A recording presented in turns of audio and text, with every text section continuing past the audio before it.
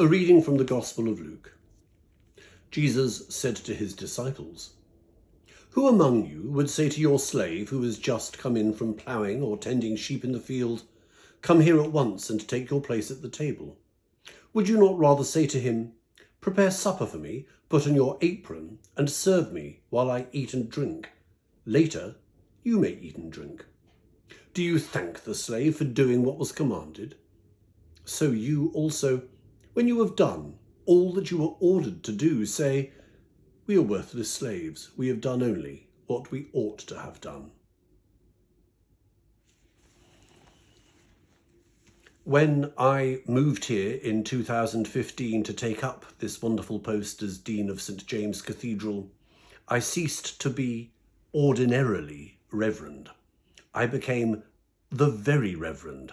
That is traditionally how we style deans of cathedrals in the Episcopal and Anglican world. And it's very easy to let something like that go to my head. There are moments when I stand in the great beautiful space that is St. James, and I look out at the congregations, and I stand in the pulpit or behind the altar, and it does rather make my head swell, which is not what it's meant to do. Vanity and ego are great distractions from doing God's work. They hinder the spread of the gospel. They hinder many, many other things as well. They are a trap. And that, I think, is what Jesus is talking about in this deliberately hard passage of teaching. I think there is plenty of evidence throughout the entire Bible and certainly the New Testament that actually we are not worthless. We are precious and beloved in God's eyes.